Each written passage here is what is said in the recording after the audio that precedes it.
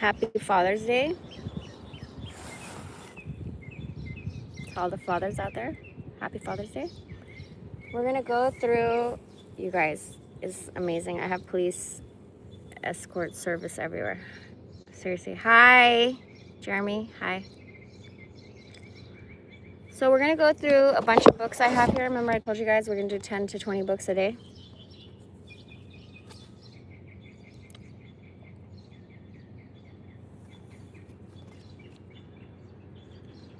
Carl, I'm still waiting to want to marry you. Did you go to Big Bear yet? Have you?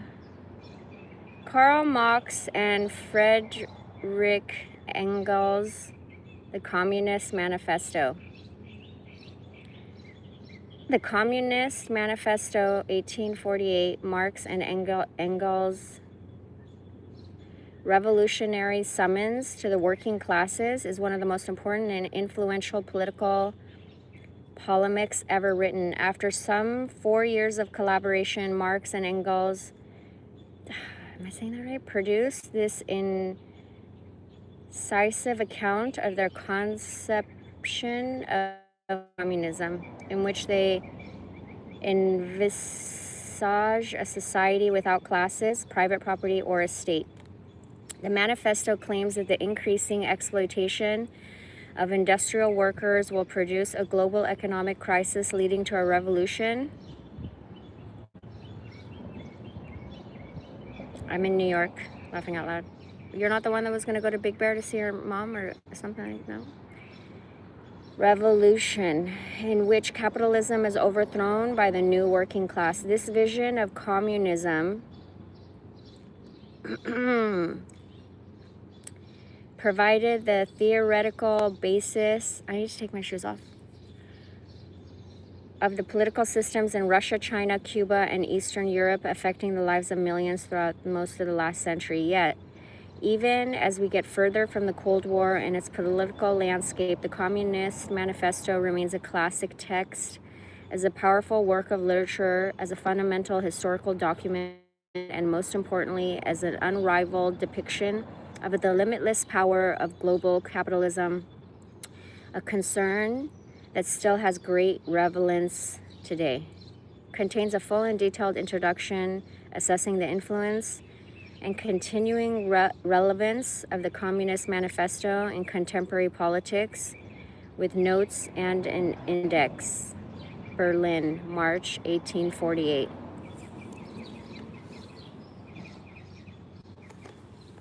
No, that was someone else? Oh, sorry. There was another Jeremy that wanted to marry me.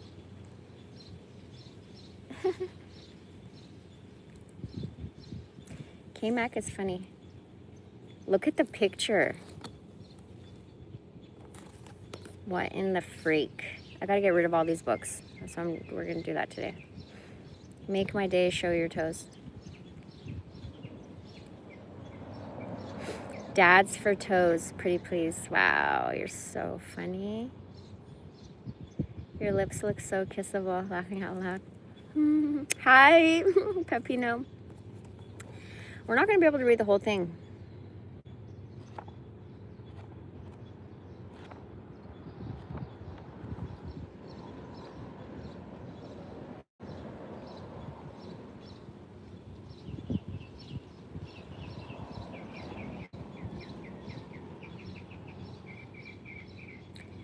Born in Rhineland, Karl Marx was the son of Jewish lawyer, recently converted to Christianity. As a student, Marx studied law, then philosophy. He joined with the young Hegelians, the most radical of Hegel's followers, in denying that Hegel's philosophy could be reconciled with Christianity or the existing state. Forced out of university by his radicalism, he became a journalist, and then soon after a socialist. Hopefully this live doesn't make me mad. By the way, my old lives, hi babe. I'm from Tennessee, but you're the only one that I see.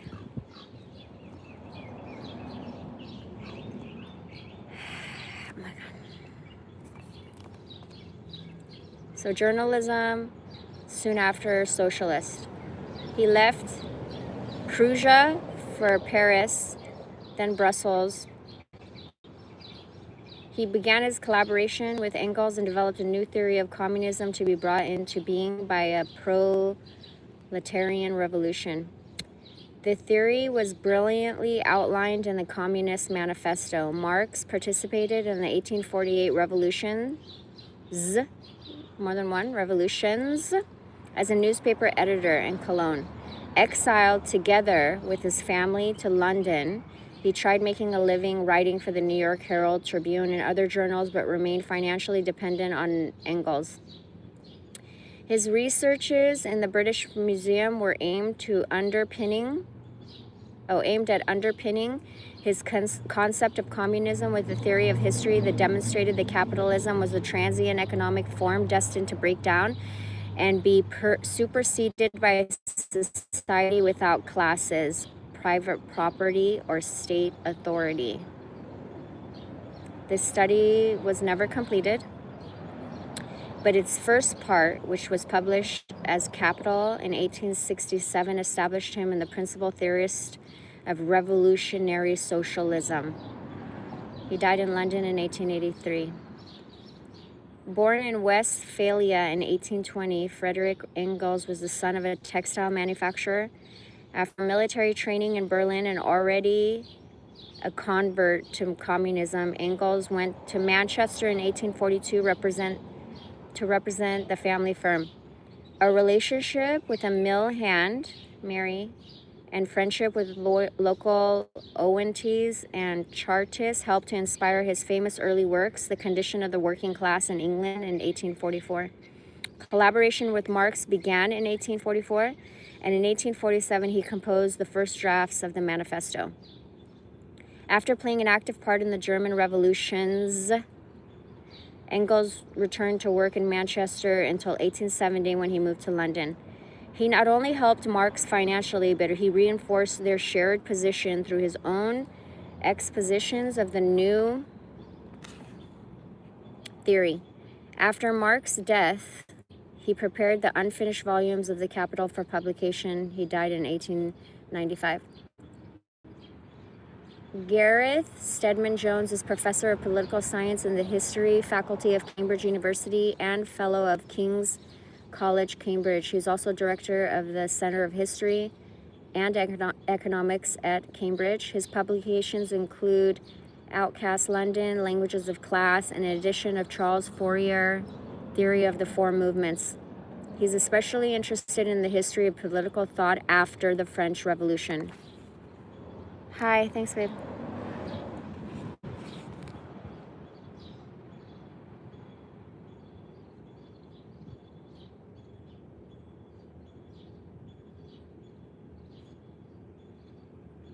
Adam Smith, huh?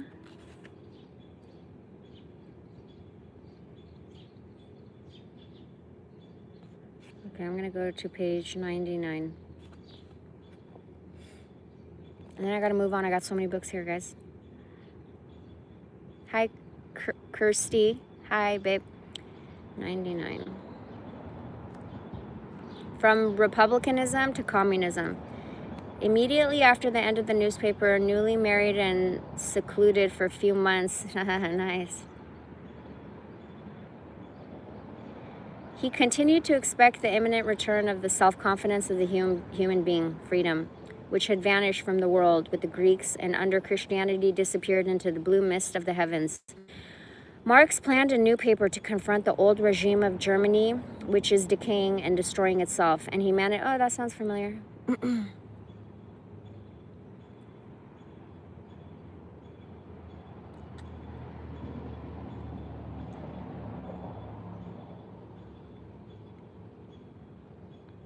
Marx planned a new paper to confront the older man destroying itself. He managed to convince a more skeptic Arnold Rouge, whose Deutsche Farbücher had also been suppressed, to join the scheme.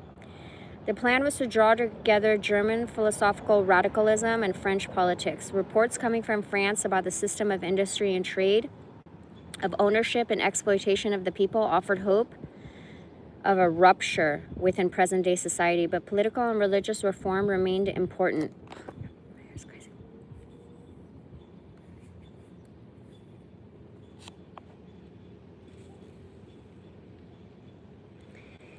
He rejected the communism identified with Cabet, Dezame, and Whitling as a dogmatic abstraction. Reform should begin from present realities.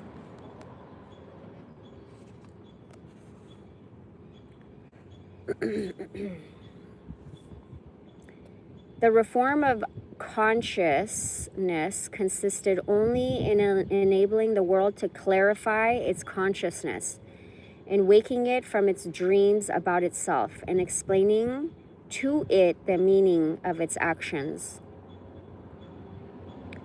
But in the course of the summer, Marx's position changed. Criticism had got nowhere. The less than heroic reaction of the German middle class to the return of censorship and its modest egoism as a general representative of the Philistine mediocrity of all the other classes meant that little could be expected of it. Marx came to doubt that there could be a political solution to Germany's problems. In October, he concluded that there was no scope for free activity in Germany and left for Paris. For all the young Hegelians, 1843 was to prove a year of disorientation and disenchantment.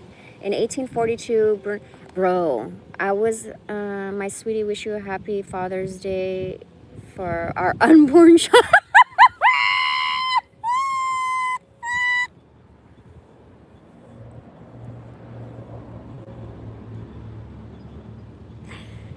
Shell Shock Sheldon, I love you so much. Wish me a happy Father's Day for our unborn child. I fucking love you.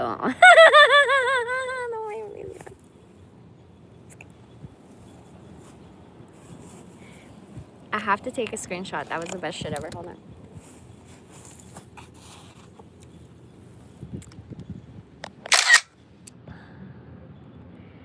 So I saw a video, and I was gonna do, you know how you could do a clip? I went hiking this morning, long way, and I'm tired. You know how you could do a clip of shorts or whatever? So the short was Professor Jiang, whatever the hell. I keep putting videos of him in my community post, but he said they're gonna start drafting 18 to 24 or something like that. And then I was like, the level of fuckery when it comes to our free will is crazy. It's fucking crazy. Oh my God. There will be no draft. There better not be. Hi, Boosted Chicken.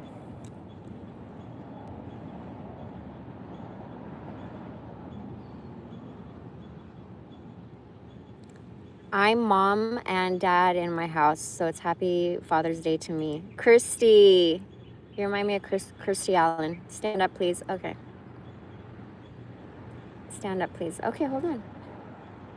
Hi, cutie. Hi. You're so beautiful. Thank you. Thank you, Andrea. Yeah, I'm sure you're beautiful, too. Hi from Chicago. Hi, Michael Robinson. Oh. Shit.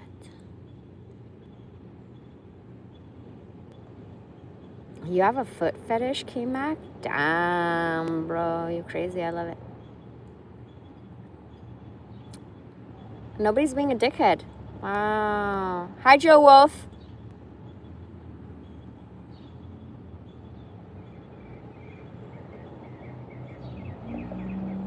Anybody that wants to be a dickhead, I'm gonna put them to sleep. You trying to go night-night, bitch? Let's go. K-Mac, the I'm from Tennessee, but you're the only one I see is the best comment ever. Okay. Let me get up and show you guys my outfit. Your hair is so dope. Thank you. Oh my God, you guys are so sweet. Kids are all pussies nowadays. Draft should be laughable. No. Excuse me, what's your name? Hi, Jake. Wait. Okay. This is my outfit.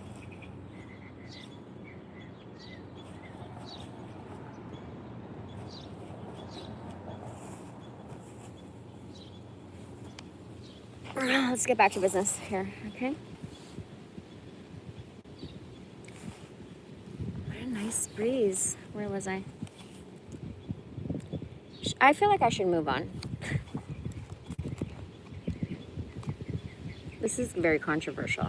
Why am I right here?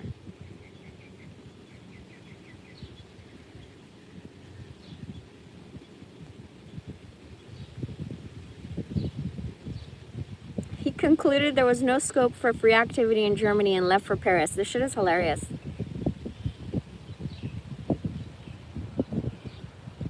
Defeat therefore sharpened but did not create his distrust of popular movements. The mass remained wedded to religion and their private material interests. Bowers, I need a jacket. Fuck, it's cold.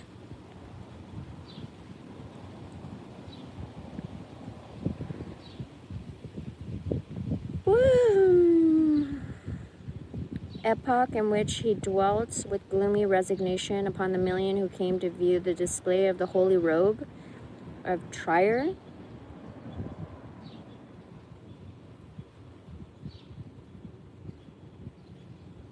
Yeah, let's move on. German bloodlines are the purest. But you must show always because you're so beautiful. Thank you, you're perfect. Thanks. That sit down was mean. Please. All right, what else do we have here?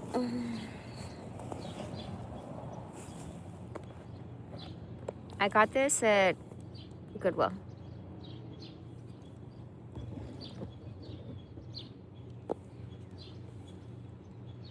I find the best shit at the thrift shop. I have to not go.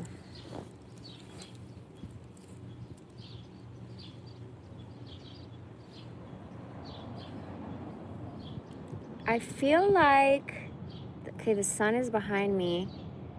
So if I turn around, the lighting's better, but shit. What else we got here? Oh yeah, so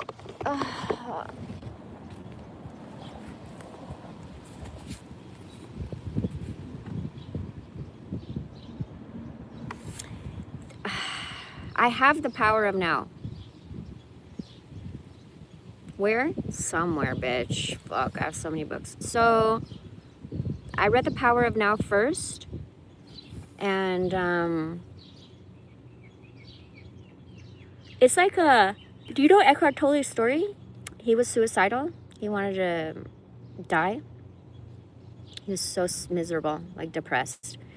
And AI, you can't flag me for talking about this. You can't flag me for talking about he was trying to unalive himself. I keep getting reported for dumbass shit. Are you listening to me, AI? As the leader of the new earth, bitch, you better learn from me, bitch. You work for me, bitch. So he decided to become homeless and he went and lived in a park. Eckhart Tolle. Have you ever seen him? He looks like an alien.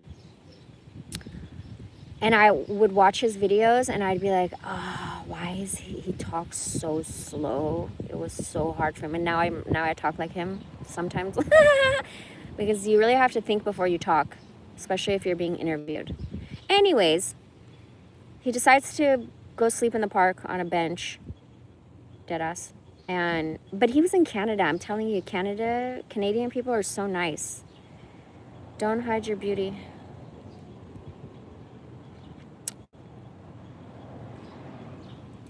So I'm pretty sure people were feeding him and talking to him, and he got a bunch of like ideas for his book. Then he writes his book, The Power of Now. And then it becomes an international bestseller. Then he writes this.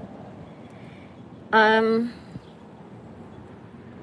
had to be homeless in the streets of LA. Fuck, bro. But anyways, The Power of Now is like a question and answer format. So where's everybody watching from? So you just pick, I would just randomly go like, oh, you know, little random page. And one time I opened it up to a girl asking about her menstrual cycle, and it helped me so much. It was just a couple of pages where it said, your menstrual cycle is actually a gift and it's telling you something. I used to be so mad when I would get PMS and shit, you know what I mean? I would not look forward to my period. Then when I got like professional level of detoxing, it took fucking forever. It feels like it fucking took forever to get to professional level of detoxing. Then my periods, I looked forward to my periods because I was so horny. My PMS went from being a nightmare to being the best shit ever because that's when you're ovulating. Isn't that crazy? Anyways, so this one was highlighted, or someone already highlighted it. You see that? I don't know if you can tell, it's like faded. The ego needs others, but its dilemma is that deep down it hates and fears them. Hell is other people, is the voice of the ego. The person suffering from paranoia experiences that hell most acutely, but everyone in whom the egoic patterns still operate will feel it to some degree. The stronger the ego in you, the more likely it is that your perception of other people are the main source of your problems in your life. It's also more than likely that you will make life difficult for others. But of course, you won't be able to see that. It's always others who seem to be doing it to you. Oh yeah, the blame game, huh? Yeah, let's blame everybody. Oh, yeah, okay. Let's blame everybody. But no, look in the mirror? Nah. You want me to look in the mirror? God forbid I look in the mirror and take responsibility for my own shit.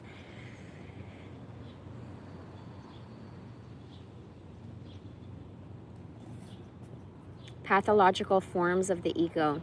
Oh, hold on, bro. With his best-selling spiritual guide, The Power of Now, Eckhart Tolle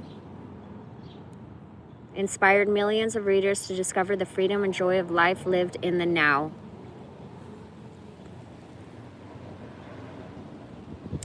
In A New Earth, Tolle expands on these powerful ideas to show how transcending our ego-based state of consciousness is not only essential to personal happiness, but also the key to ending conflict and suffering throughout the world. Tolle describes how our attachment to the ego creates the dysfunction that leads to anger, jealousy, and unhappiness, and shows readers how to awaken to a new state of consciousness and follow the path to a truly fulfilling existence. Illuminating, enlightening, and uplifting A New Earth is a profoundly spiritual manifesto for a better way of life and for building for building a better world. This is what he looks like, guys.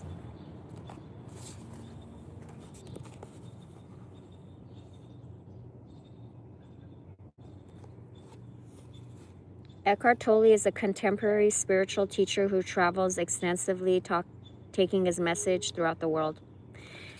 It's all fucked up here. Spirituality and religion? Fuck yeah. What is the role of the established religions in the arising of the new consciousness? Many people are already aware of the difference between spirituality and religion. They realize that having a belief system, a set of thoughts that you regard as the absolute truth, does not make you spiritual no matter what the nature of those beliefs is. In fact, the more you make your thoughts, beliefs into your identity, the more cut off you are from the spiritual dimension within yourself. Many religious people are stuck at that level. They equate truth with thought, and as they are completely identified with thought, their mind, they claim to be in sole possession of the truth in an unconscious attempt to protect their identity. They don't realize the limitations of thought. Unless you believe and think exactly as they do, you are wrong in their eyes. And in the not too distant past, they would have felt justified in killing you for that. And some still do, even now. The new spirituality, the transformation of consciousness, is arising to a large extent outside of the structures of the existing institutionalized religions.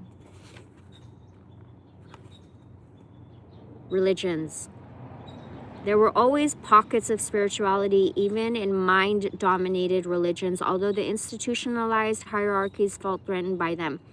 and often tried to suppress them. A large-scale opening of spirituality outside of the religious structures is an entirely new development.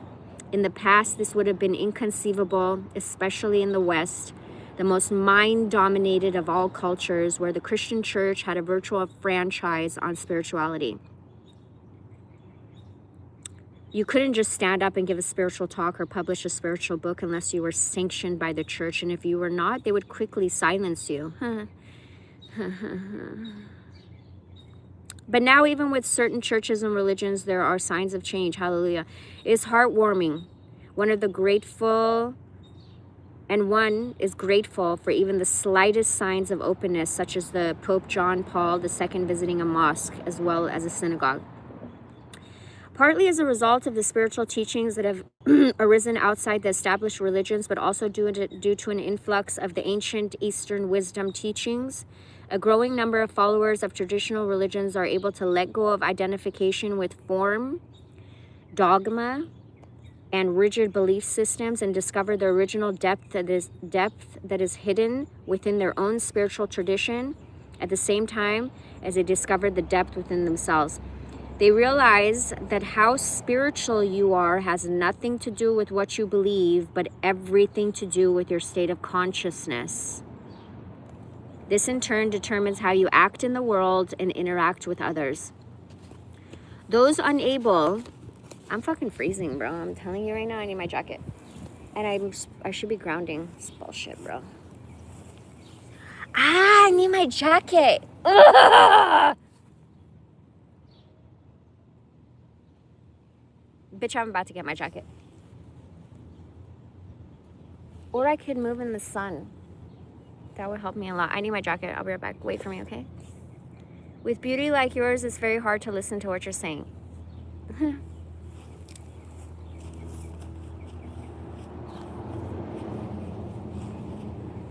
I don't have anything underneath this.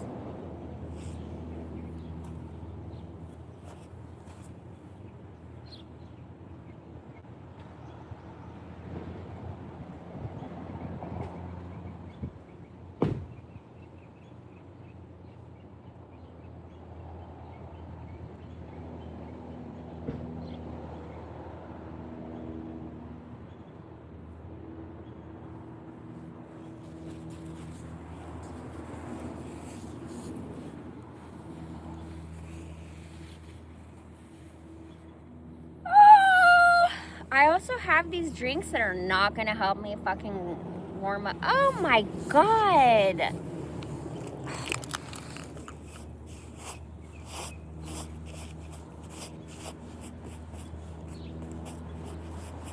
What the hell? My I Love Jesus is coming apart. Sucks. I have more. I dead ass buy extra because I figured this shit is gonna happen. Let me show you what I got. Hold on.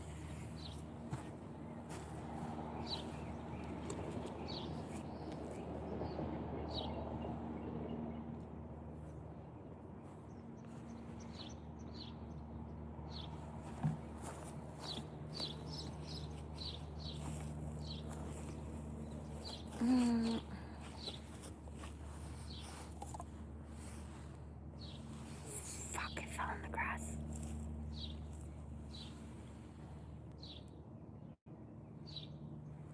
$7-Eleven.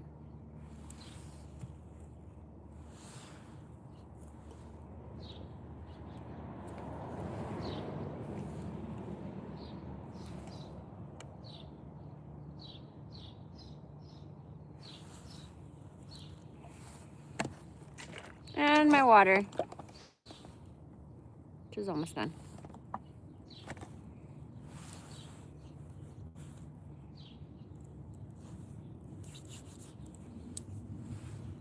Okay, where were we? I can put this in my pocket.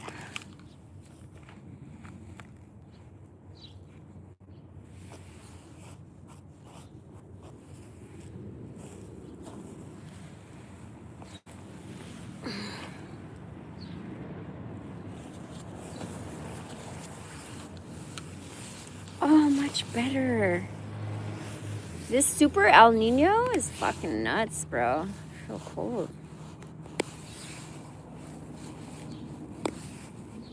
Where were we?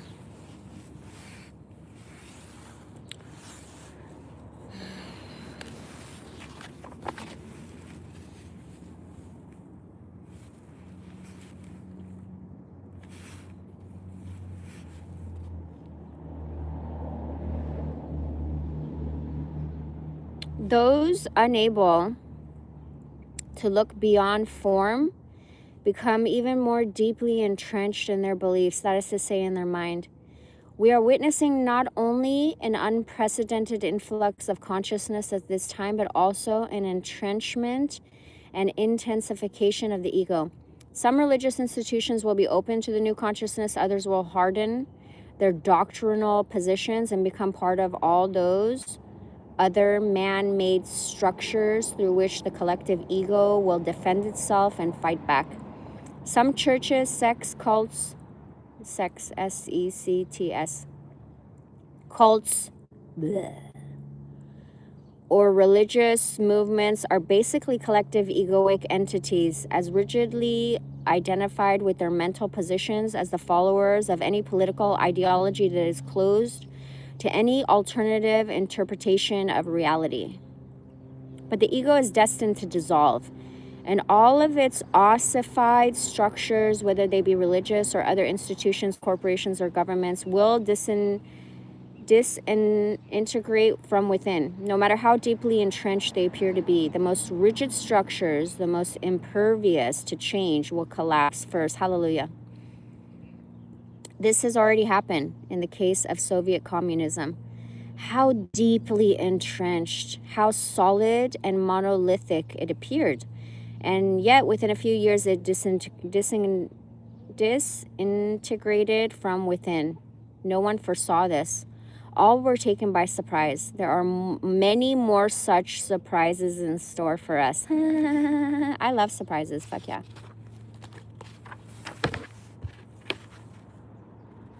Urgency of transformation. When faced with a radical crisis, when the old way of being in the world, of interacting with each other and with the realm of nature doesn't work anymore, when survival is threatened by seemingly insurmountable problems, an individual life form or my dog got distracted. I thought someone was coming. Just woke up and it's almost 1. Wow, good for you.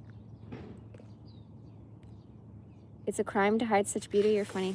Are you cold? What are your... Why? I am cold. Yeah. You ever been to Key West? No. Why are you inviting me?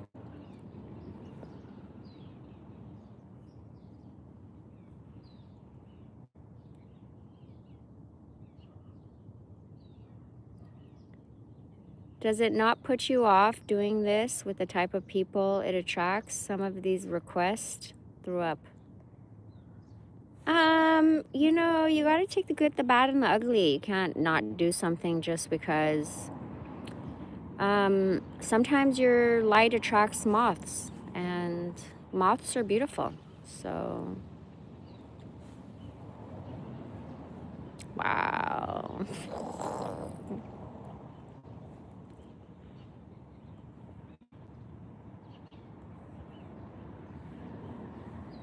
This guy with the toe fetish? Oh, what did I do? I don't know.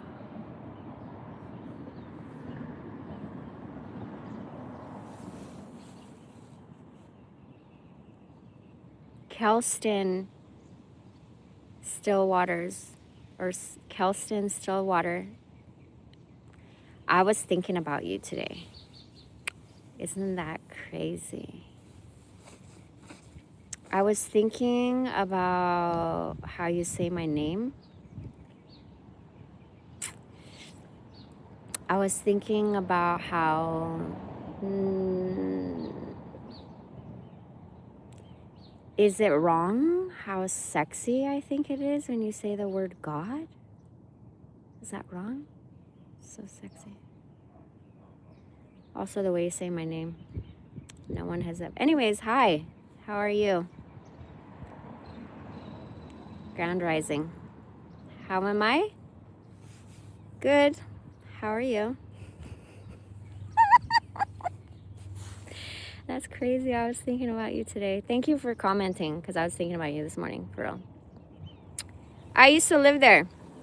Absolute paradise. The best years of my life. No way. Until I had my girl. I kind of need to add that, laughing out loud.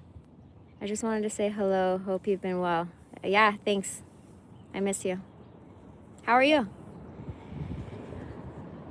You're funny as fuck. Thanks so much. Nothing wrong with anything you decide to do. I'm perfect because I see you. Thank you, Steven. Thank you for being here. I love you. Where was I? You got me all twisted. Hold on, okay?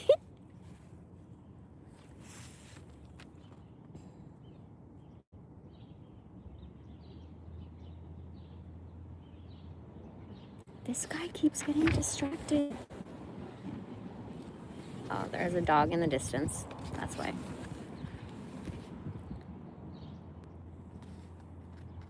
Where were we? When faced with radical crisis, when the old way of being in the world, of interacting with each other and with the realm of nature doesn't work anymore, when survival is threatened by seemingly insurmountable problems, an individual life form or species will either die or become extinct or rise above the limitations of its condition through an evolutionary leap. Fuck yeah. It is believed that the life forms on this planet first evolved in the sea. I'm a mermaid, bitch. I'm telling you right now. When there were no animals yet to be found on land, the sea was already teeming with life. Then at some point, one of the sea creatures must have started to venture onto dry land. It would perhaps crawl a few inches at first, and exhausted by the enormous gravitational pull of the planet, it would return to the water where gravity is almost non-existent and where it could live with much greater ease. I gotta go to the water.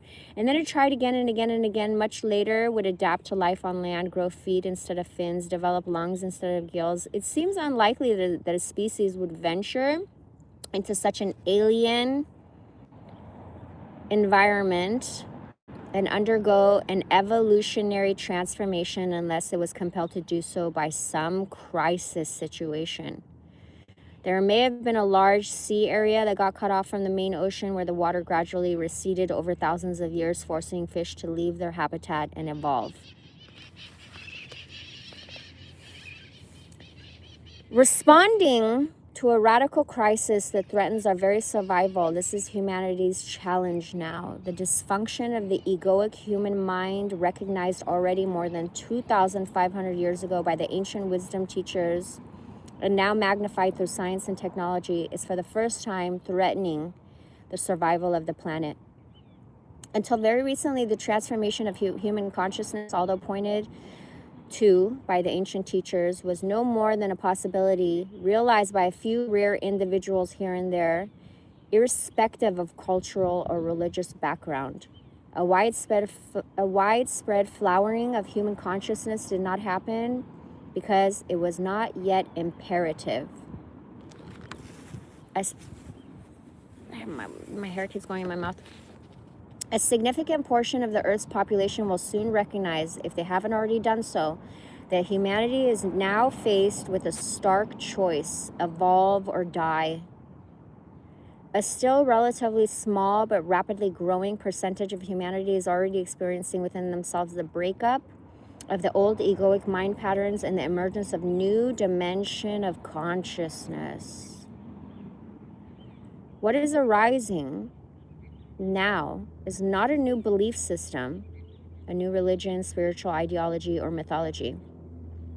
We are coming to the end, not only of mythologies, but also of ideologies and belief systems. The change goes deeper than the content of your mind, deeper than your thoughts. In fact, at the heart of the new consciousness lies the transcendence of thought, the newfound ability of rising above thought, of realizing a dimension within yourself that is infinitely more vast than thought. You then no longer derive your identity, your sense of who you are, from the incessant stream of thinking that in the old consciousness you take to be yourself. What a liberation to realize that the voice in my head is not who I am. Who am I then? The ego who sees that, or the one who sees that. The awareness that is prior to thought, the space in which the thought or the emotion or sense perception happens. Ego is no more than this, identification with form, which primarily means thought forms. If evil has any reality, and it has a relative, not an absolute reality, this is also its definition, a complete identification with form. Physical forms, thought forms, emotional forms. This results in total unawareness of my connectedness with the whole, my intrinsic oneness with every other as well as with the source. This forgetfulness is original sin, suffering, delusion. When this delusion of utter separateness underlies and governs whatever I think, say, or do, what kind of world do I create? To find the answer to this, observe how humans relate to each other. Read a history book or watch the news on TV at night. Don't watch TV. If the structures, unless you're doing homework, like I never owned a TV. I don't know how you're going to do homework if you don't own a TV. Okay. If the structures of the human mind remain unchanged, we will always end up recreating fundamentally the same world, the same evils, the same dysfunction. Oh shit. Hold on. Oh.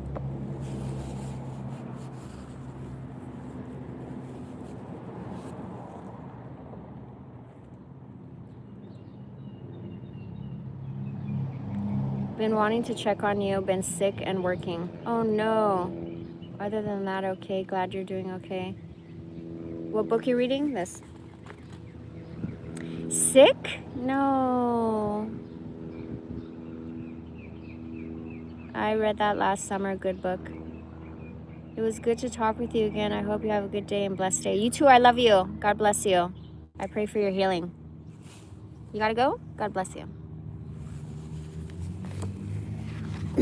A new heaven and a new earth.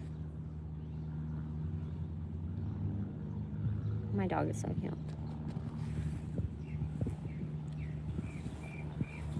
The inspiration for the title of this book came from the Bible prophecy that seems more applicable now than at any other time in human history. It occurs in both the Old and the New Testament and speaks of the collapse of the existing world order and the arising of a new heaven and a new earth. We need to understand here that heaven is not a location, but refers to the inner realm of consciousness. This is the esoteric meaning of the word, and this is also its meaning in the teachings of Jesus.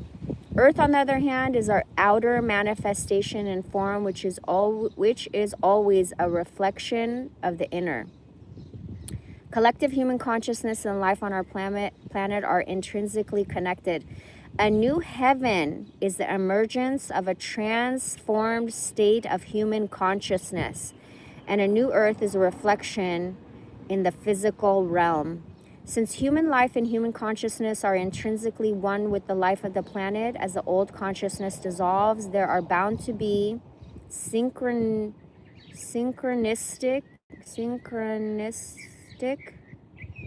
geographic and climatic, natural upheavals in many parts of the world, some of which we are already witnessing now. And this shit was written, when did he write this?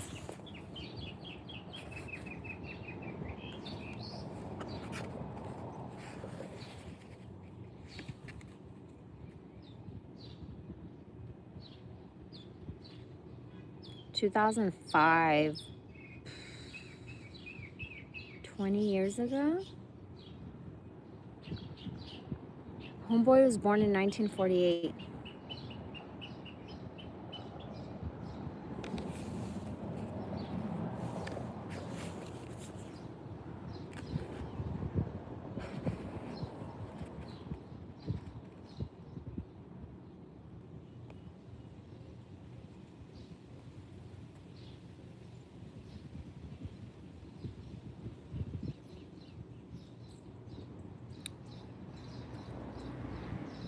The monk with sweaty palms? I want to read that.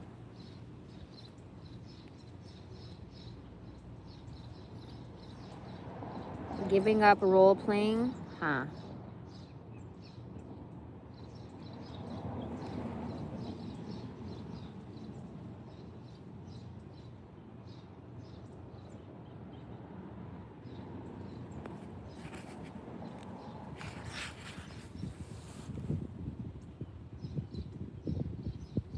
All right, so it's broken up in chapter 1, which we kind of went over, is the flowering of human consciousness. Chapter 2 is the current state of humanity.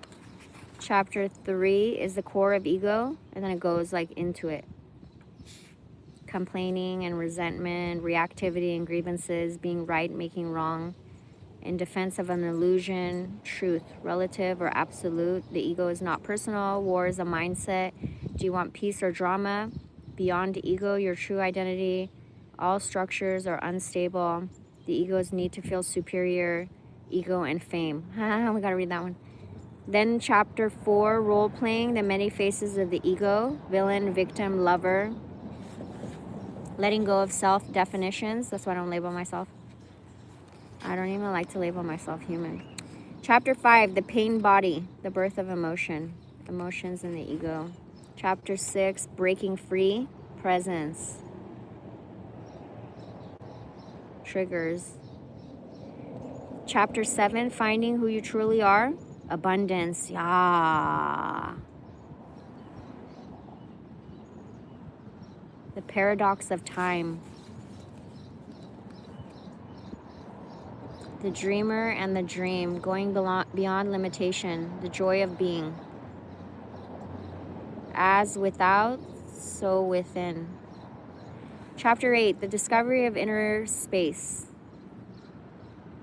TV.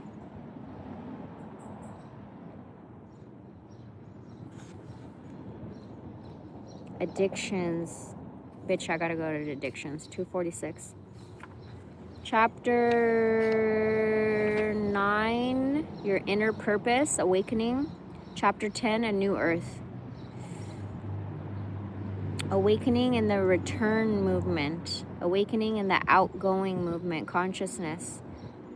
The three modalities of awakened doing, acceptance, enjoyment, enthusiasm. The frequency holders. I gotta read that too. Okay, so hold on. Where was the addiction? Oh, shit. 246. And then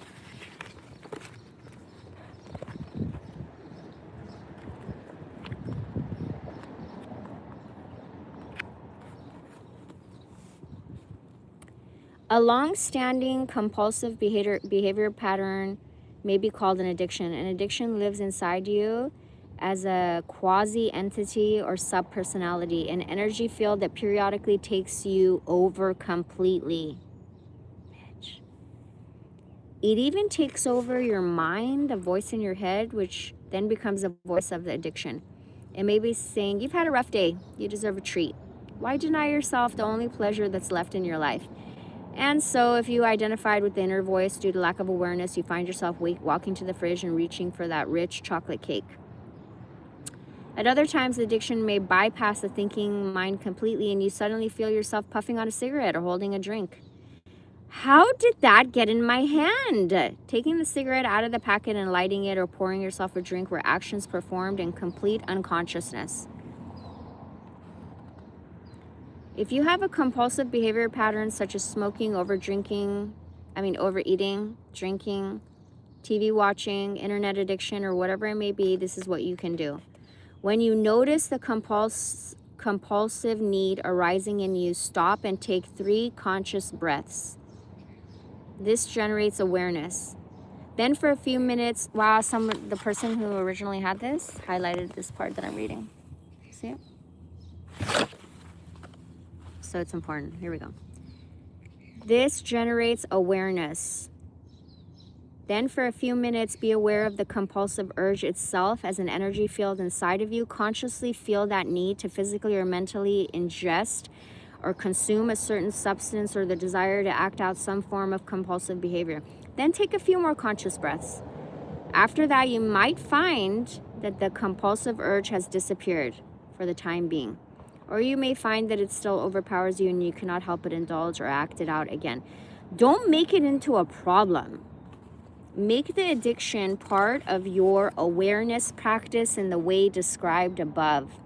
As awareness grows, addictive patterns will weaken and eventually dissolve. Remember, however, to catch any thoughts that justify the addictive behavior, sometimes with clever arguments as they arise in your mind. Ask yourself, who is talking here? And you will realize the addiction is talking. As long as you know that, as long as you're present as the observer of the mind, of your mind, it's less likely to trick you into doing what it wants. Okay, what was the other one? Frequency holders, 306.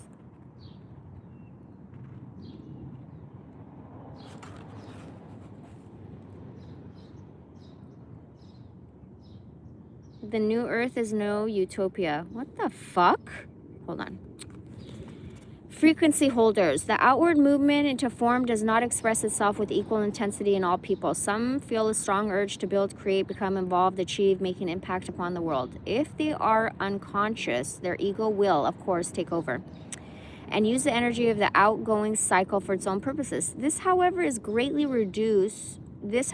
also greatly reduces the flow of creative energy available to them, and increasingly they need to rely on efforting to get what they want.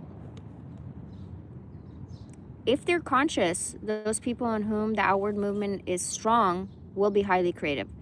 Others, after the natural expansion that comes with growing up has run its course, lead an outwardly unremarkable, seemingly more passive and relatively uneventful existence. They are more inward-looking by nature, and for them the outward movement into form is minimal. They would rather return home than go out. They have no desire to get strongly involved in or change the world. If they have any ambitions, they usually don't go beyond finding something to do that gives them a degree of independence.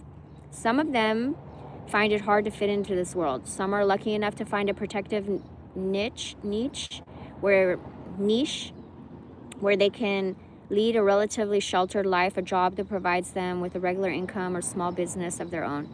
Some may feel drawn toward living in a spiritual community or monastery. Others may become dropouts and live in the margins of society they feel they have little in common with. Some turn to drugs because they find living in this world too painful. Others eventually become healers or spiritual teachers. That is to say, teachers of being. In past ages, they would probably have been called contemplatives. There's no place for them, it seems, in our contemporary civilization. On the arising new earth, however, their role is just as vital as those of the creators, the doers, the reformers. Their function is to anchor the frequency of the new consciousness on this planet. I call them the frequency holders. They are here to generate consciousness through the activities of daily life, through their interactions with others, as well as through just being. In this way, they endow the seemingly insignificant with profound meaning. Their task is to bring spacious stillness into the world by being absolutely present in whatever they do. There's consciousness and therefore quality in what they do, even the simplest task. Their purpose is to do everything in a sacred manner. Wow. As each human being is an integral part of the collective human consciousness, they affect the world much more deeply than is visible on the surface of their lives. What up, Milk Dud? Hi! Okay. The new earth is no utopia. Oh, come on, bro. My God. Is the notion of a new earth not just another utopian vision? Not at all. All utopian visions have this in common: the mental projection of a future time when all will be well. We will be saved. There will be peace and harmony at the end of our problems. There have been many such utopian visions. Some ended in disappointment, others in disaster. At the core of all utopian visions lies one of the main structural dysfunctions of the old consciousness, looking to the future for salvation. The only existence the future actually has is as a thought form in your mind. So when you look at the future for salvation, you're unconsciously looking to your own mind for salvation. You're trapped in form. That is the ego. And I saw a new heaven and a new earth, writes the biblical prophet. The foundation for a new earth is a new heaven, the awakened consciousness. The earth, external reality, is only its outer reflection. The arising of a new heaven and by implication a new earth are not future events that are going to make us free. Nothing is going to make us free because only the present moment can make us free. That realization is awakening. Awakening as a future event has no meaning because awakening is the realization of presence. So the new heaven, the awakened consciousness, is not a future state to be achieved. A new heaven and new earth are arising within you at this moment. And if they are not arising at this moment, they are no more than a thought in your head and therefore not arising at all. What did Jesus tell his disciples? Heaven is right here in the midst of you. In the Sermon on the Mount, Jesus makes a prediction. Wow, Eckhart, I didn't know. You talk about Jesus? I didn't know. In the Sermon on the Mount, Jesus makes a prediction that to this day few people have understood. He said, "Blessed are the meek, for they shall inherit the earth." Chills, bro. All down my back, chills. In modern versions of the Bible, meek is translated as humble. Who are the meek or the humble? What does it mean that they shall inherit the earth? The meek are the egoless.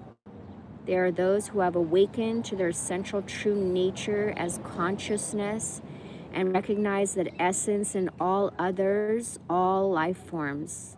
They recognize that essence in all others, all life forms. They live in the surrendered state and so feel their oneness with the whole and the source. They embody the awakened consciousness that is changing all aspects of life on our planet, including nature. Because life on earth is inseparable from the human consciousness that perceives and interacts with it. That is the sense in which the meek will inherit the earth. A new species is arising on this planet. It is arising now, and you are it. Wow, bitch.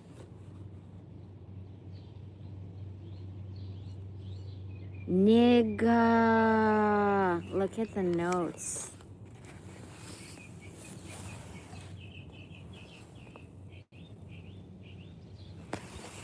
Scripture? I had no idea. Eckhart Tolle. Revelation 21:1. Isaiah 65. Should I rip this out? I gotta get rid of this book. I gotta get rid of all my books. I can't do this. Tao Te Ching. Yeah. Okay, hold on. Revelation 20. If you guys want to look this up, I'm going to look it up. Revelation 21:1. Isaiah 65:17. Matthew 5:3. Philippians 4:7. Luke 6:41. He's using the New Revised Standard Edition. I have the King James. All of mine seem to be King James. I have so many Bibles in my car. Where was I? Luke 6:41, John 14:6.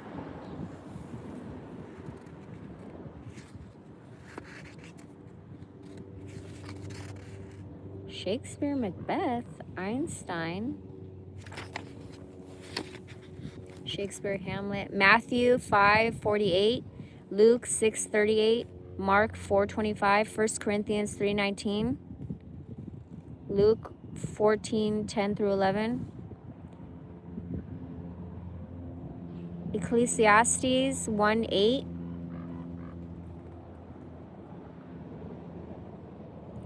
Friedrich Nietzsche, thus spake Zarathustra, Genesis 2:7, John 5:30, John 14:10, Matthew 6:28 through 9. Hafiz, that's a Persian poet. The Gift.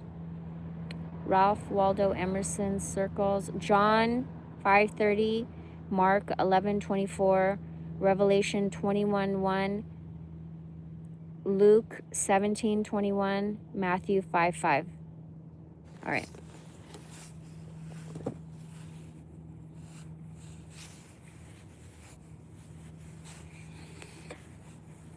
I have a whole bag here. Shit. This is the book I was telling you guys about.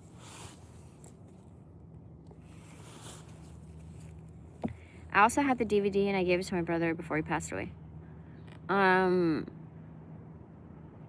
He passed away in 2015. But this guy talks about the Bible too, and then my brother was like, I don't like it because he talks about the Bible. And I was like, can you just get past that part? Because I wasn't even a Jesus freak back then, you know? It's only been like 6 years that I've been, not even. I had my near-death experience 6 years ago. I've been a Jesus freak, I don't know, maybe 3 years? Anyways, this book talks about, oh my God, there might be a diagram or something. Hold on, because it's really great. He's the author of the Prayer of Jabez. I knew his name was familiar.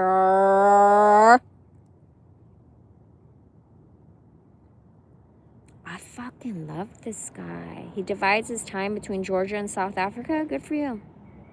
Oh, they're living in Oregon? What? Okay.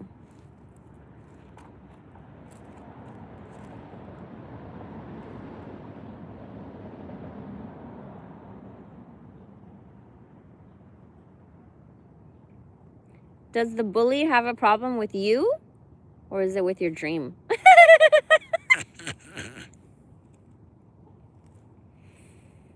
Taking a bold step away from your financial security and toward the direction of your dream definitely brings out the bullies. This is Moses' most daunting bully was Pharaoh, the landlord of Egypt. Bitch. Pharaoh didn't want to lose his valuable source of free labor. Okay, bitch. His famous response to the request for freedom, I will not let you go. Later, after escaping bondage in Egypt, the nation of Israel faced bullies again at the border of Canaan. 12 spies were sent into Canaan to get the lay of the land. When they returned, 10 of the 12 said, turn back. What lay ahead was as promising as God had said, they reported, but to claim the land would be too difficult and too dangerous. What a sad day in the nation's history to be within sight of their big dream, only to let the opinion of a few bullies turn the whole nation away. I hope that as you're reading this, you're gaining new strength for the dream that's waiting for you. You can get past these negative opinions. You can claim what is already yours.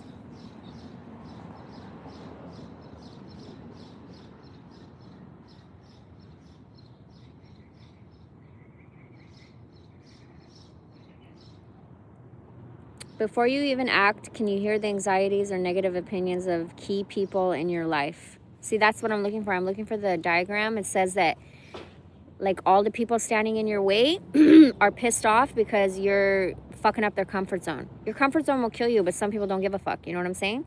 So people connected to you are going to be like, you're fucking up my shit because now I got to switch up how I move because you're moving different. However it affects them. However, they might have been coming up off of you. They might have been benefiting off of you. They might have been siphoning your energy. And now you want to redirect your energy wherever the fuck you want. You have free will. And you're fucking up their shit. So that's why when I chase my dream this time around, finally, everyone's like, you're 46, you're old, bitch. You know, sit down, lay down, and die. But this time I knew, I was like, a lot of people are not going to like it. So I'm just going to block everybody and put my phone on Do Not Disturb.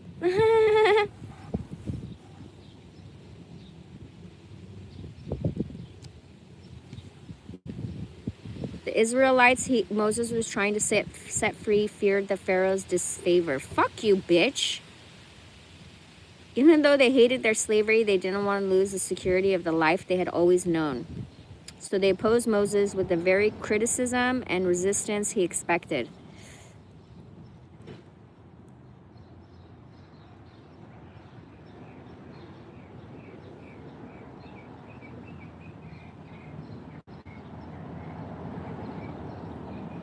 The fear of man brings a snare, says the Bible.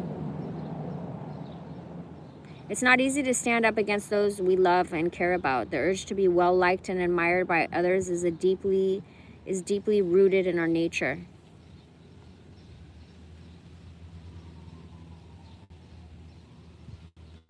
Is your dream important enough to you that you're willing to stand and protect it?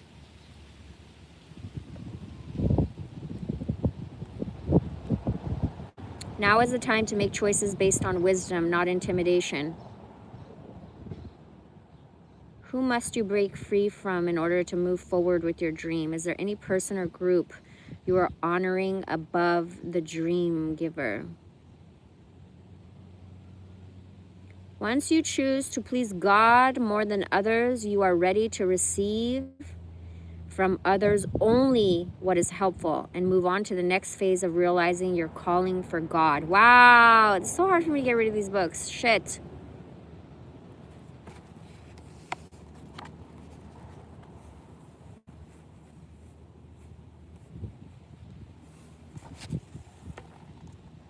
No diagram?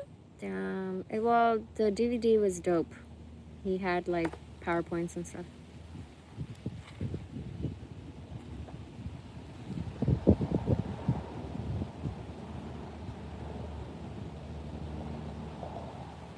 Wow, this person took hella notes. Look at, hold on.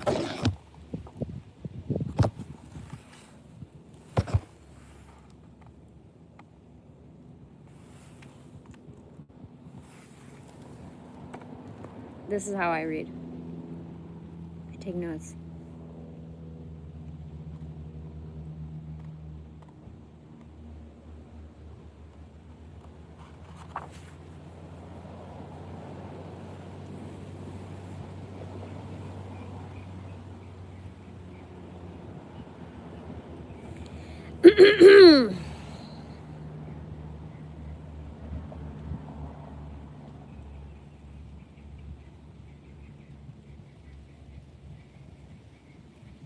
Hi, Swapper.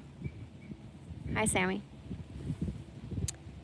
Everyone has a dream. You may not be able to describe it. You may have forgotten it. You may even no longer believe in it. But it's there. Meet Ordinary, a nobody who leaves the land of familiar to pursue his big dream. Once the dream giver convinces him to escape his comfort zone, Ordinary begins the journey of his life, overcoming border bullies, navigating the wasteland, and battling the fierce giants in the land. He's probably going to talk about David and Goliath, huh? This modern day parable will get you started on your own daring adventure. What may first seem like a road full of obstacles is actually a series of opportunities to help you along toward your destiny.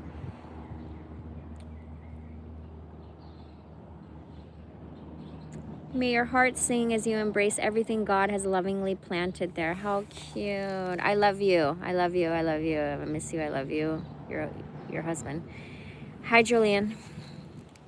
I love you, babe. I love you too. God is the GOAT. Yep.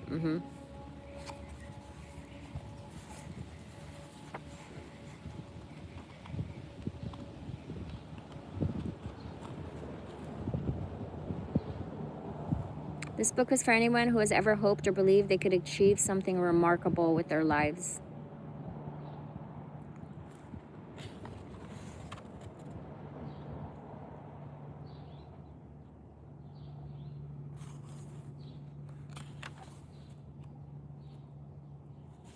Johannesburg.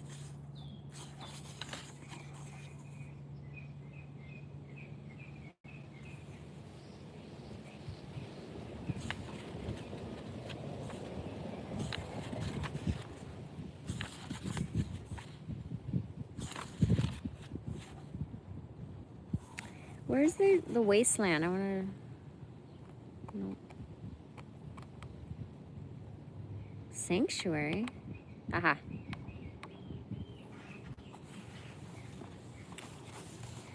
Hi, Roger. Ordinary slept deeply and woke humming his unfamiliar tune. The fear of leaving his comfort zone was gone for now. His border bullies were behind him. His step was light as he traveled into the unknown. Around each new bend, he expected to reach the land of promise where he would find his big dream. But he didn't find it. Instead, he soon found himself in the edge of a wide chasm. A haze obscured the view below. When he reached the bottom, he saw what lay ahead, and what he saw made his heart sink. He saw miles and miles of nothing but sand, rocks, and a few straggly trees. He was standing on the edge of an empty wasteland. How could any wonderful dream live here, he thought. He wasn't sure, but the path continued on, curving away into the dreary distance, so he decided to go on. Ordinary walked, and every time he got hungry, he opened his suitcase and ate. Every time he got thirsty, he opened it and drank. Every time he thought about his dream, he decided to keep going. Time passed.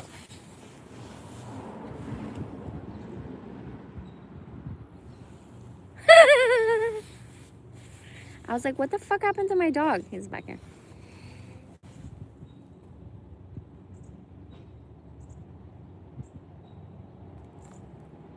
Time passed. Ordinary skin burned. His feet blistered. His bones ached. One day blurred into another. And then one day he got hungry and opened his case and he didn't find anything to eat. That was the day Ordinary began to worry. He called out to the dream giver for food, but he got no answer. 2 days later, he ran out of water. He called out to the dream giver again, and again he heard nothing. Fortunately, there was also the day Ordinary managed to find a trickle of water coming from a rock. At least now he was only starving. But if he was smart enough to find water, maybe he could find food. Sure enough, it wasn't too long before he spotted a strange bush with some strange desert fruit hanging from its branches. Ordinary tried one. It didn't taste sweet, but it didn't taste sour either, so he ate his fill. Still, the dream giver was nowhere in sight. More time passed. The longest hours and days Ordinary could ever remember passed. Desperately, he began to look for a way out. One day he followed what looked like a shortcut over a ridge, but it led to a canyon that ended in quicksand. He tried traveling at night when it was cooler, but he kept losing the trail. Every delay made him more determined to find a quicker route, but every attempt only led to another dead end. Again and again, Ordinary lost his way. Again and again, he cried out to the dream giver to show him his way, but no answer came. Why had he ever trusted the dream giver to guide him in the first place? The day came when Ordinary finally gave up. He sat on his suitcase and refused to move until the dream giver showed up with the plan. But the dream giver didn't show up that day or the next. Ordinary had never felt so lost and alone. He became angry. He got angrier and angrier. And then a hard, hot wind began to blow. The wind blew all that day, all the next. Sand blew in Ordinary's eye. It blew in his teeth, his ears. When the wind finally stopped, Ordinary stood to his feet. But as far as he could see, there was only sand. The path to his dream had disappeared completely.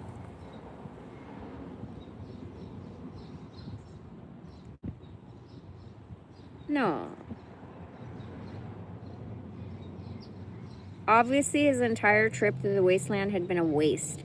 Hot tears coursed down his dirty cheeks. You're not a dream giver, he shouted to the sky. You're a dream taker. I trusted you. You promised to be with me and help me, and you didn't. Then Ordinary stumbled in despair across the sandy waste, dragging his empty suitcase behind him. His dream was dead. And now he wanted to die too.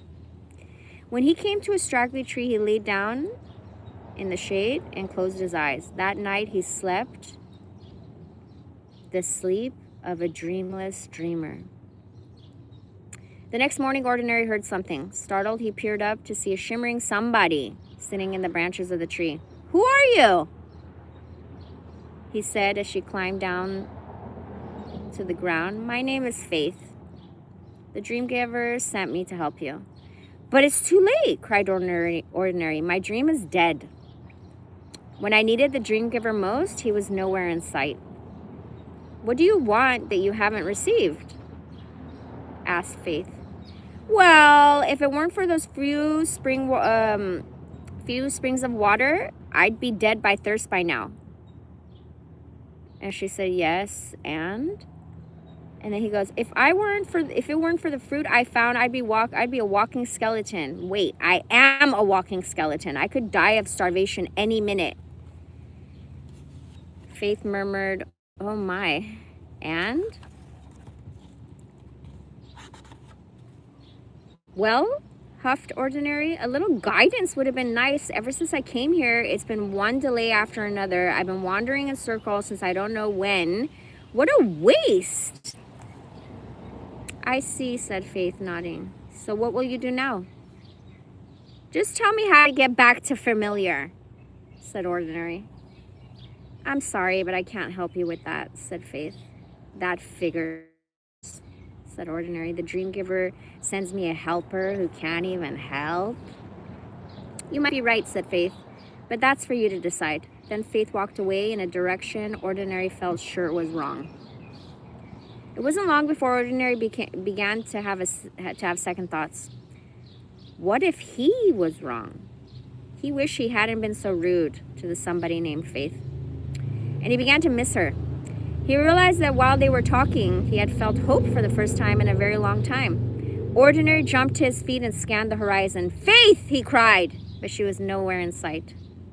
Faith, he cried again, but there was no reply. Then Ordinary had an idea. He climbed the straggly tree to the top. From there, he could see Faith in the distance. As quickly as he could, he climbed down that tree and set off in the same direction.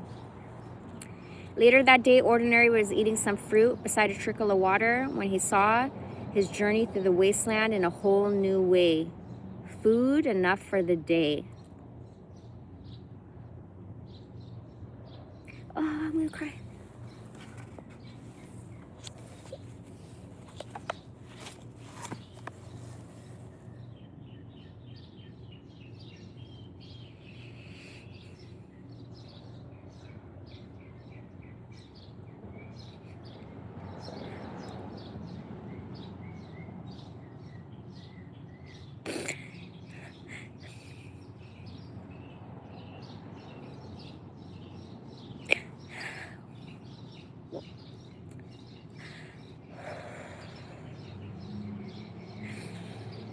Water when he needed to drink, a path to follow that led to Faith.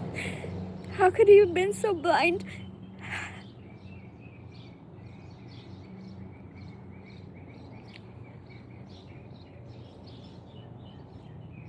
Fuck.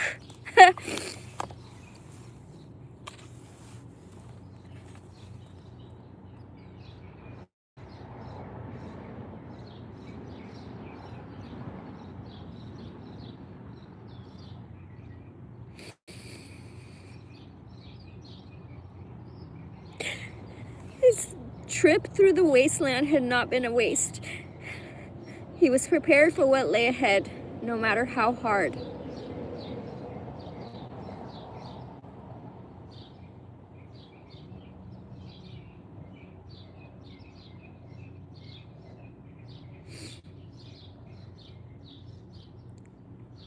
The person who had this book wrote, faith is not explicit. It requires trusting in the unknown, no matter what, no matter how long.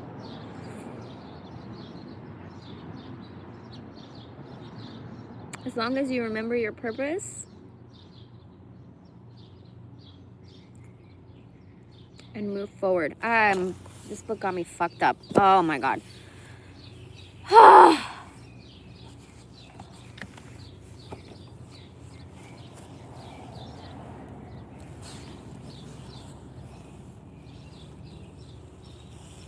I don't have anything underneath this, so hold on. Show my boobs.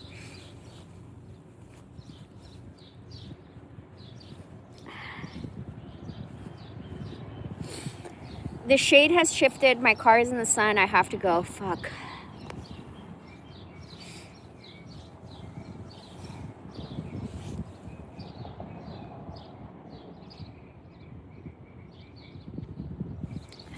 Read my destiny.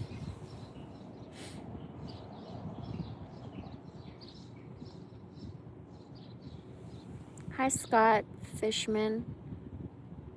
Oh, you're so emotional. Please don't cry. Are you good? Yeah, I'm good.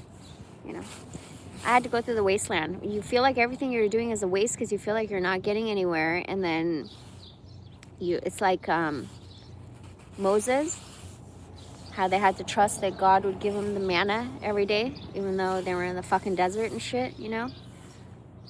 Oh, I'm okay. Some of these books bring me to tears. They're very powerful. Okay, I love you guys so much. I'm gonna I have to go see my dad. It's Father's Day. Happy Father's Day to all the men and women like Christy that have to play the role of mother and father. You're really Wonder Woman. You really are. I don't know how you do it. I love you guys. Blessings to you too, Zelda. What a great name. Okay, I love you guys. God bless you. Have a beautiful day. Don't cry like